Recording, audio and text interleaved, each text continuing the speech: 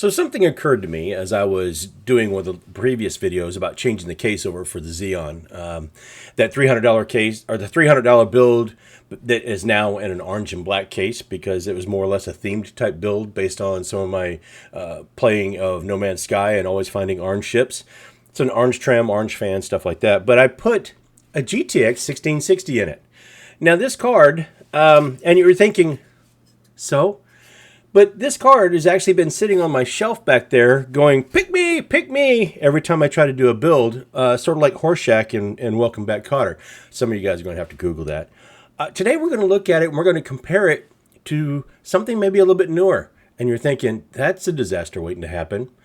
Maybe not. Remember, this did come out about the same time as the 2060, the RTX 2060, and it's almost the same card, just doesn't have ray tracing.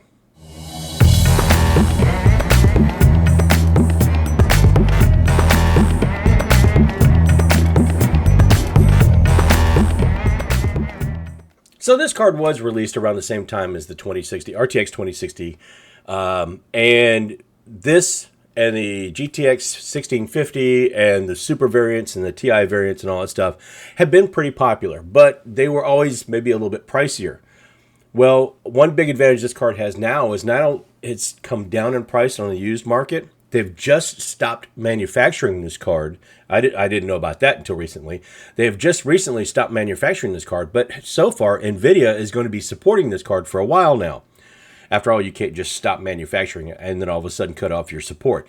Big advantage over things like the RX 580, RX 480, and all those that AMD has cut their support completely off for.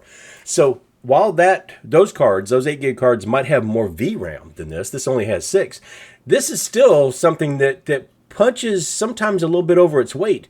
And we're going to test it against an ARC A750. And you're thinking, well, that sounds kind of why, but hear me out for a moment. The ARC A750, since its release, has gotten down where you can buy it at retail for around $200. If you're still going to buy this brand new, it's around $200. But you can find this new anywhere from about $75 or $80 up into the $150 range sometimes. So it might be a worthy opponent for that A750. And obviously it's not going to have AV1 encoding or anything like that, but we're going to see just how good, because we know the drivers on the A750, even though they're getting better, they're not perfect. This one's had time to mature, and maybe, just maybe, it will be able to hold up. Now, the rig I'm going to be testing in will give both these cards a fighting chance to do pretty much their very best. It's my current editing rig, and right now it's got a 12700K. It's on a B560 motherboard. Yes, I know that you can't overclock that 12700, but that's quite all right. You can, but not on that board, and it's fine. It's got 32 gig of memory, if I remember correctly, running at its DDR4 memory. I believe it's running at 3600. It's plenty fine as a test setup for both of these cards to allow them both to stretch their legs. I'm going to test these in 1440, and I'm going to test them in 1080p, and I'm going to see how they do in both on a series of maybe 5 or 6 games, and just to see what they look like. And I'm going to forego some of these games that I know that the A750 struggles in. I'm not going to try to do like World War Z, where I know that A750 won't handle it, but I will test some of these other ones, and I'll try to get a good representation of just how both of these cards look in reference to each other. Because I don't get me wrong, I'm loving the A750 more and more every time I use it, but this thing was a forgotten treasure, and it sat on my shelf because all these other cards just kept interrupting its debut. Basically, it's affordable, it's available, it still has support. Maybe it's still good. Now we're going to go ahead and do Shadow of the Tomb Raider, Borderlands 3. You're going to test it in 2 different flavors, DX11 and DX12, because we do know there's been some differences in the way the A750 handles those. We're going to look at Cyberpunk and Forza Horizon 5, not necessarily in that order. And then we're going to take a look at an esports title. We're going to look at CS2. The reason why I'm picking those is because that's just a typical cross-section of games that a little bit CPU, a little bit GPU, a little bit different drivers, and an esports title. So as we do take a look at these, the one thing we're going to notice right out of the gate is this 1660, being an older graphics card, is not quite going to hold up to the same as the RK750. Now, both of these retail brand new for around the same price, or you can find them around the same price. But the important thing to note here is this GTX 1660 is available quite a bit less expensive used than the RK750. You can't really find a 750 used right now.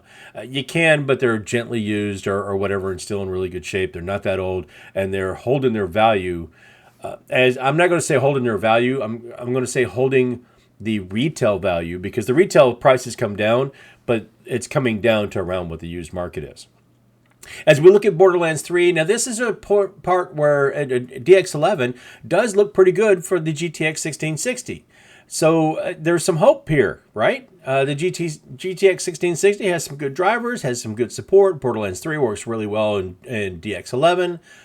But then remember that the RK750 was matured or written with DX12 more in mind. Now, also do remember that when I was trying to test Borderlands 3 on DX12 before, it crapped all over itself. It was just a complete and utter mess. But taking a look at these now, they seem to have fixed that problem pretty well. And I did kind of report that when they did some updated drivers a few months ago. I did kind of look at that. And it really, really shines now in DX12. This is not saying by any means that the GTX 1660 is doing horribly. In fact, anything over 60 frames per second, you would say is really, really good, especially again for the price. Looking at Forza Horizon 5, both of these do very well. Of course, the A750 being newer does edge this out. And then in Cyberpunk, it's pretty much what you expect out of Cyberpunk. The GTX 1660 can take advantage of some things like FSR2 or FSR 2.1 or 2.2, whatever it's up to now. Might, again, be able to take advantage of FSR3 as it comes out in games. The RK750 can take advantage of XeSS. So we do have some upscaling options. I did not test any kind of ray tracing or anything like that was not already built into any of the benchmarks or games as a default. So in the 1660's case, there's absolutely no ray tracing. And I believe in Cyberpunk with the A750, it did have a little bit of FSR baked into quality mode. I think it might have actually done it on both. But in any case, it still ran pretty well, better than I expected. But the 750 is edging this out by a fair amount. And then when we look at our esports title, these are both, over 120 frames per second. You can't really beat that. Now, the GTX 1660 is built basically on DX11, DX12, and the RK750 had problems with DX11 titles. But here, it shines just fine. I tested both of these at 1440p, got 120 frames per second on the 1660, which is amazing, and I got 150-something frames per second on the RK750.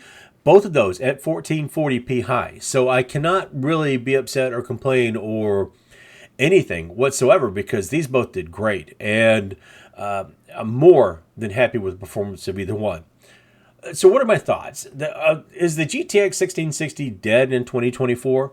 No. Don't try to buy this thing brand new off of Amazon because it's about to go out. It's not being manufactured anymore, and you're going to see that price. It's going to do the same thing as memory and everything else. It might hold its value or spike just a little bit until it eventually starts to drop off. But the used market has a ton of these 1660s, 1660 Supers, and TIs, and all that stuff that even with that 6 gig of VRAM, still hold up really, really well. And for anywhere, like I said, between say $75 and $150 for a used card, this is a good deal. Now, this has a 6-pin power connector. The A750 is going to take more power. In my case, the reference model from Intel has an 8-pin and a 6-pin, so it is going to take up quite a bit more power. There are some things you're not going to be able to get with the GTX 1660. You're not going to get ray tracing. That was built into the RTX 2060. You're not going to get the AV1 encoder, but it does have the NVEC encoder, if I remember correctly. And so you're still going to be able to take advantage of some of those things that make this a really, really good card. Is this a replacement for a brand new card that came out, say, a year and a half ago or whatever? Nope. Is this a solid deal that if you're on some sort of a budget and find it used, that will do well and keep up with most modern titles, oh, absolutely. And even though it still lags behind a newer graphics card that retails at the same price, I think you're still getting a really solid deal here.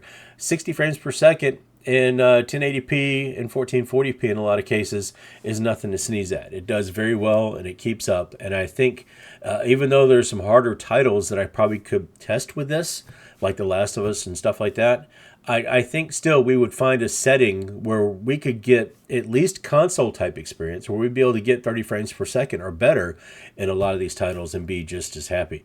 I didn't test anything like Starfield. I'm not even playing Starfield anymore. I really wanted that game to be a good game, and unfortunately it's boring, and it's not a good test for me to do benchmarks on either, because it does yeah, it's not an easy game to benchmark. And you know, there are other games like Red Dead Redemption 2 that take a long time to benchmark, but maybe I'll delve back into that a little bit as well. I have no doubt whatsoever the 1660 would do well in that, especially that's a few years older. But I don't think you're going to have any issues at all if you're looking for a card like this in 2024. It's going to hold up just fine. It will, I believe, in my honest opinion, and I'm a big fan of the RX 480 and 580, but I think this GTX 1660 will hold up better in the long run than those two cards will. So even though it gets beat rather handily by a newer GPU, even an ARC A750 that has some driver issues, I still think this is a solid deal, and if you get a chance to get one, yeah, why not? Go for it. It's going to hold up pretty well for a little while yet. I don't think you have any issues at all. So that's my thoughts. If you got anything out of the video, found it interesting, whatever the case may be, go ahead and throw a like on it. If you're not already subscribed, please do. I'd love to see that. We did not make 1,000 by the end of the year, but that's okay. That part of that was probably because of my effort. I had a lot of things going on at the end of the year. I still got a lot of things going on, and my time management skills are going to be put to the test here coming up soon.